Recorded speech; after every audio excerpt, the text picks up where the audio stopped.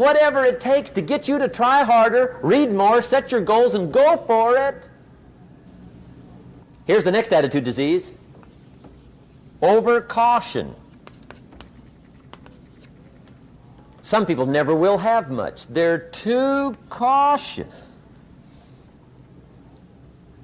Now, you can also be too reckless, but you can also be too cautious. This is called the timid approach to life. And my caution was always the risk. Risk used to drive me right up the wall. I used to say, what if this happens? It's called the language of the poor. What if this happens? And on top of that, if this was to happen, look at the fix I'd be in. I better not try. I could always ace myself out.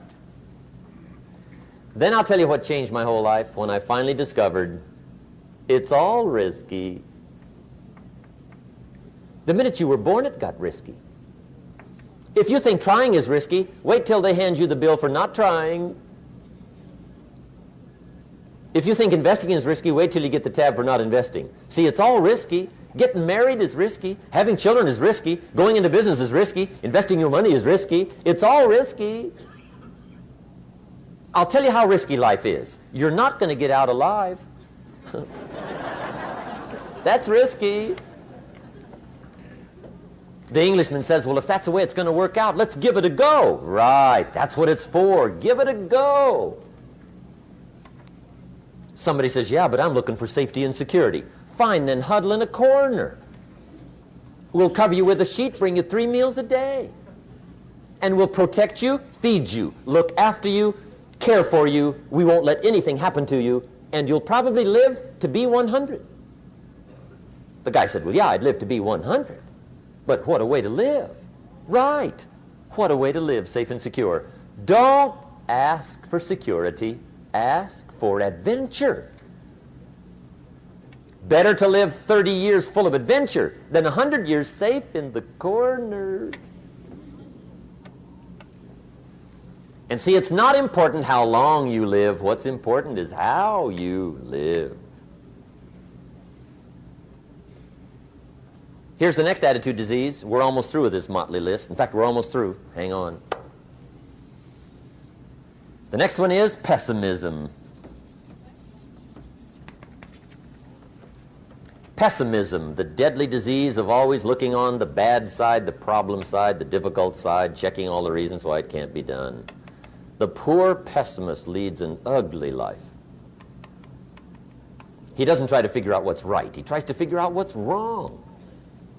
He doesn't look for virtue. He looks for faults. And when he finds them, he's delighted. How ugly. This is the poor guy who looks through the window, doesn't see the sunset. He sees the specks on the window.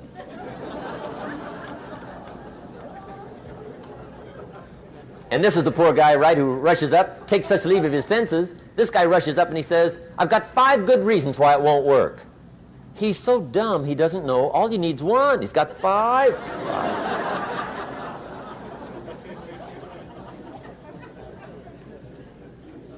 To the pessimist, the glass is always half empty. To the optimist, the glass is half full. Why would the same measure affect people 2 different ways? Answer, it all depends on how you look at it. Our lives are mostly affected by the way we think things are, not the way they are. The way we think they are affects us most. There's a subject we don't have time to get into tonight called better thinking habits. One of the major things Shove taught me when I met him, he said, poor thinking habits keeps most people poor. Not poor working habits. Most people work hard, but they don't think hard. And Shove taught me that the mind is like a factory, a mental factory. And whatever you think about all day long pours ingredients into this mental factory. And that's what builds the economic, social, financial fabric of your life. He quoted me a Bible phrase that says, as you think, so you become. How awesome. When he talked about poor thinking habits, he had me. I used to start the day reading the morning newspaper. I mean, you can believe that or not. I'd get a cup of coffee and read the paper. I'd load up on wars and riots and murders and stabbings and killings and bank robberies and muggings and car wrecks and tragedies. I'd even read the back pages. I seem to like that stuff for some weird reason. I'd load up on all that, and then I'd start the day. You can imagine the kind of days I used to have. You walk around on your financial knees. They call you economic peewee.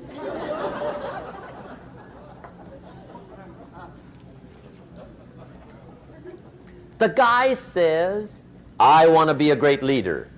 Wonderful. The first thing we do is follow him to his house. When we get there, we walk in and check his library, number one. Somebody says, well, why check his library? The reason is because what a man reads pours massive ingredients into his mental factory, and the fabric of his life is built from those ingredients. You would not believe what some people have got in their house to read. You would not believe. One of the best dressed up words I know for a lot of it is trash. Can you imagine dumping a barrel of trash into this mental factory every day and coming out with a rich, dynamic, positive life? It can't be done.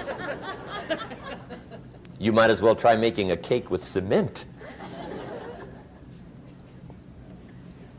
The kids back in Danbury, Connecticut, high school, they're asking me questions one day. I'm talking to the kids. Kids got good questions these days. One of them said to me, Mr. Rohn, how do you build the good life? I said, it's simple. It's not easy, but it's simple.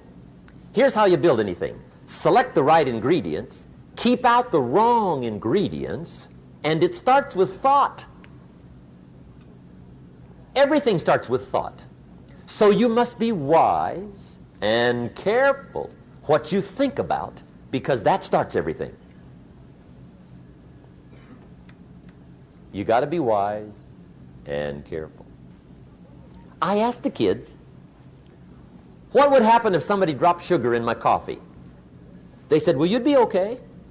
I said, what if somebody dropped strychnine in my coffee? They said, well, you'd be dead. I said, correct. Lesson one, life is both sugar and strychnine. You gotta be careful. I said, what if my worst enemy drops in the sugar? They said, will you be okay? I said, what if my best friend, even by accident, drops in the strychnine? They said, well, you'd be dead. I said, correct. Lesson two, watch your coffee.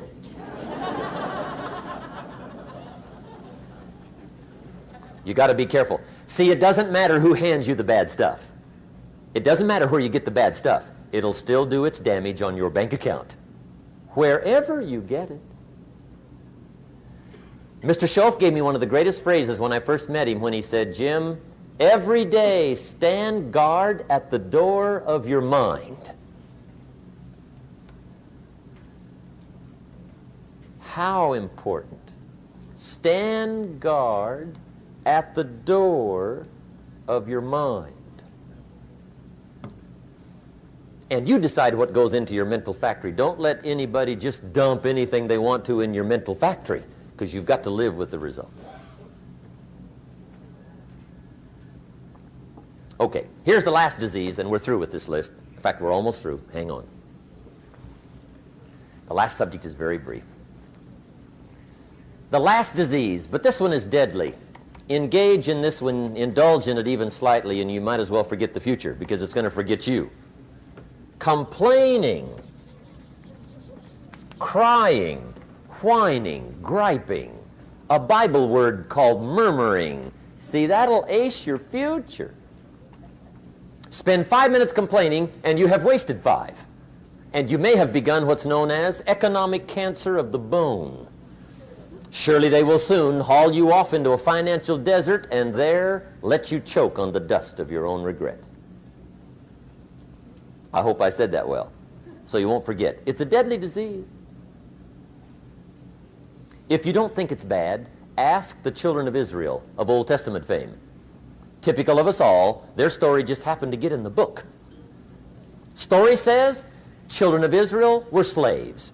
God performed a series of dazzling miracles and got them out. And now they're heading for the promised land. Remember the story? Heading for the promised land. Tragedy of the story, they never got there.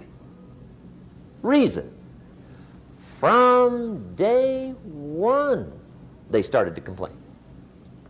They griped about the water. They griped about the weather. They whined and cried and griped about the food. They griped about the leadership.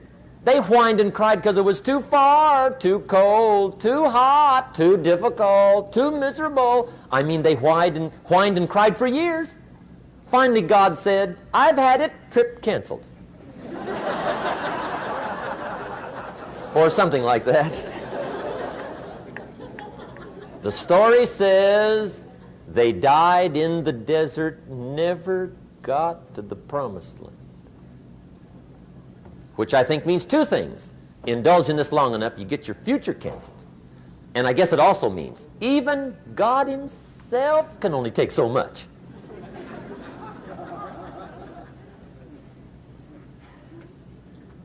Okay. Just be on the lookout of the things that can destroy all the good you start. The war is on.